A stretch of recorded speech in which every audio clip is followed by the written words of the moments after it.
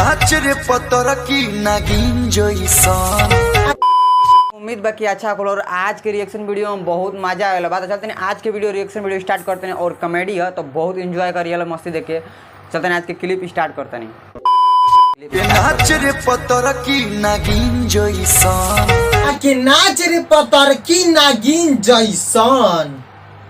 ए नौरा ए नागिनिया नचाई बेटा पाक सारे काट ली तो रे। बहुत मजा। अरे सारे ते नेउर हवे आदमी नहीं हवे जे तो के काट ले।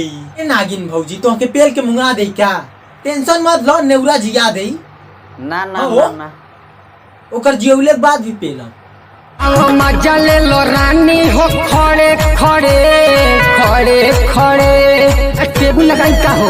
अरे सारा टेबल का करे लगाई हम लड़वा चढ़ा दो भौजी के, ओहू के मजा मिल जाई और हमके तो मिलबे करी। नहीं मतलब देखो तारो किंग कहता अब मजा ले लो रानी हो खड़े खड़े। अब ये भोसड़ी वाला के समझावे जवन बैठ के और सूत के मजा आई खड़े खड़े में लंडे आ।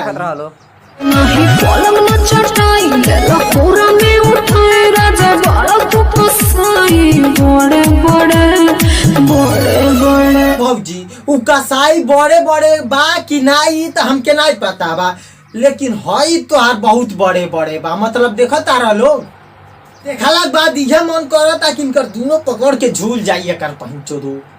हमर रोप के गोराई बाबू बटल जाता जैसे जैसे नीचे जाला घटल जाता।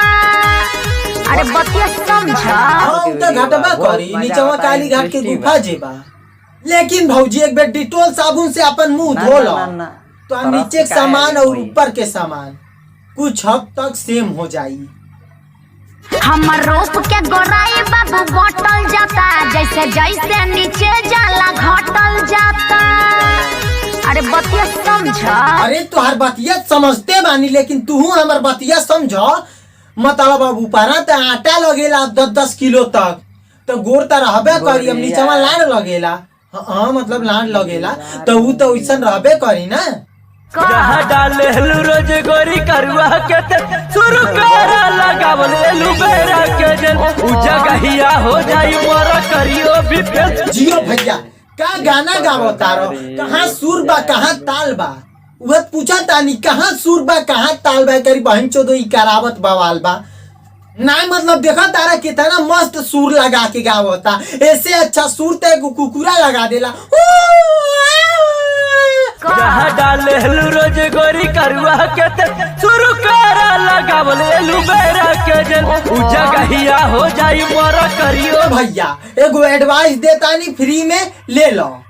तू गाना गावल बंद कर दो, कंडोम की दुकान खोला। नहीं मतलब देखा तारा कितना नीक से एक्सप्लेन करता। करुआ के तेल एलोवेरा के जेल वही से कहनी है कंडोम के दुकान खोल दे भाईवा, एक नंबर चली तो जिंदगी सफल हो जाएगी।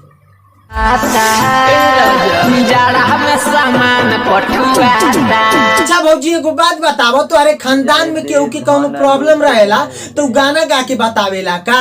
मतलब देखो तारा क्यों कहतिया जाड़ा में सामान कठुआता। अब हमारो तलाड़ कठुआता। अब का पब्लिक में जाके वीडियो बनाई गाना बनाई कि हमारा लाड़ कठुआता। लेकिन भौजी तो अरे खातिर हमारे पास एगो मस्त उपाय बा।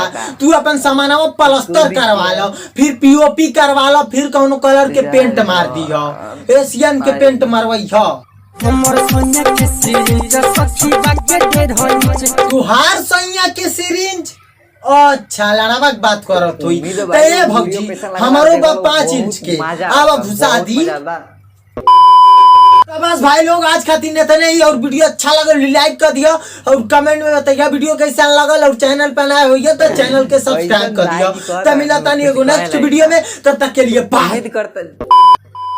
भाई लोग वीडियो पसंद लगा हो, बहुत मजा रहा और बहुत हंसी मजाक रहा वीडियो में। तो चलते नहीं तो उम्मीद करता नहीं वीडियो पसंद लगा तो लाइक कर लो। हमारा चैनल पे न्यू आइल बढ़ता चैनल के सब्सक्राइब कर लो ताकि सही हंसी मजाक और वीडियो डालत रही। चलते नेक्स्ट वीडियो मिले तो खातिर बाय।